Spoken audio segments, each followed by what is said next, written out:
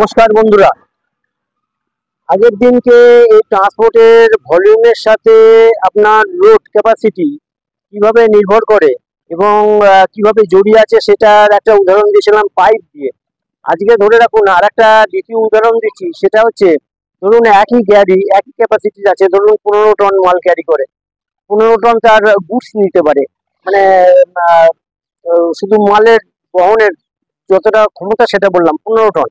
Air ফেয়ারের কিছু গেলাম না, 15 টনের ভেতরে ধরে রাখুন যা গাড়িটার যা ভলিউম আছে সেই ভলিউমে সে ধরুন প্যাকড অয়েল, মানে আমরা যে যে বোতলে ইজেবেল অয়েল যেগুলো, যেমন হচ্ছে refined oil, rice bran oil, mustard oil, এই যে শিশিতে প্যাকে পলিথিনের বা প্লাস্টিকের শিশিতে করে যেগুলো বিক্রি হয়, ধরুন সেই জিনিস বহন হচ্ছে।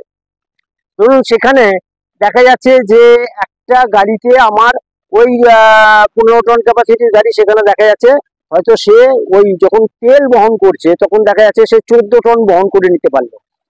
খরচ যাই থাকুক, 14 টন বহন করছে, ভলিউমটা গাড়িতে একই আছে।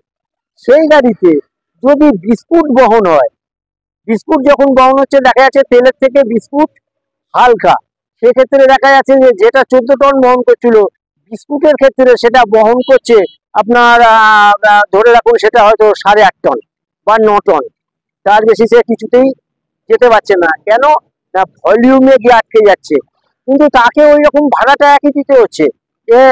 যেমন ধরে রাখুন যদি তেলটা বহন করছে সে হয়তো 1 লাখ টাকা ভাড়া পাচ্ছে, ট্রান্সপোর্টারকে ভাড়া দিচ্ছে, যে বিস্কুট যার যাচ্ছে তাকে হয়তো সেই 1 লাখ টাকাই দিতে হলো, সেই একই দূরত্ব, সেই একই গাড়ি, কিন্তু দেখা গেল 1 লাখ টাকা তাকে দিতে হচ্ছে, কিন্তু তা সে পুরোপুরি ওই লোড ক্যাপাসিটিটা ইউটিলিটি করতে পারে, মানে ইউটিলাইজেশনটা তার হলো না, ইউটিলিটিটা পেলো না। সেক্ষেত্রে ওখানে 15 টনের জায়গায় এখানে ধরে রাখুন 8 টন 9 টন এরকম হয়ে গিয়ে আটকে গেল। তার মানে 4-5 টন সবসময় তার ফালতু চলে গেল।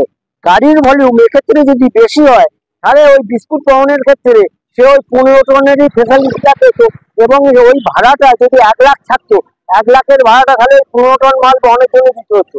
এক্ষেত্রে ওকে 9 টন বহন করছে, তাকেও সেই 1 লাখ টাকা দিতে হলো।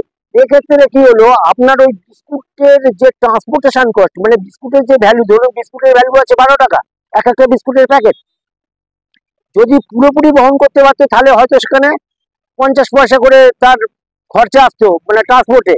তার মানে 12 টাকা করে বিস্কুট হলে 12 টাকা 50 পয়সা হতো। কিন্তু এক্ষেত্রে দেখা গেল যেহেতু পুরো বহন করতে পারলো না, ওই 4-5 টনটা এই যে বিস্কুটটা বহন করলো তার ঘাড়ে চলে আসলো। দেখা গেল 50 পয়সার জায়গায় ওই বিস্কুটের ভ্যালু এসে দাঁড়ালো হয়তো আপনার 12 টাকা 70 পয়সা, যেটা 12 টাকা 50 ছিল 12 টাকা 70 পয়সা হয়ে গেল। তার মানে 20 পয়সা করে এক একটা বিস্কুটের ভ্যালু বেড়ে গেল। তার মানে আমরা লস খাচ্ছি হিসাবে। একদিকে যদি পার্টির ট্রান্সপোর্টেশনটা ঠিক থাকে, যদি ভলিউম অনুযায়ী জিনিসের ওয়েট অনুযায়ী ফুল ইউটিলিটিটা পায়, তাহলে পার্টিরও লস নেই, আমাদেরও লস নেই। কিন্তু যদি দেখা যায় যে ভলিউম কম ও আর ওজনটা মানে ভলিউম বেশি ওজন কম হয়ে যাচ্ছে, তাহলে সেক্ষেত্রে ওই লসটা আমাদের গাড়ি চলে আসছে এবং আমাদেরকে ওই পয়সাটা গায়ে গায়ে পেমেন্ট করতে হচ্ছে। এটাকে আমি আমার ভাষায় বলি ওয়েস্টেজ অফ ট্রান্সপোর্টেশন। নমস্কার।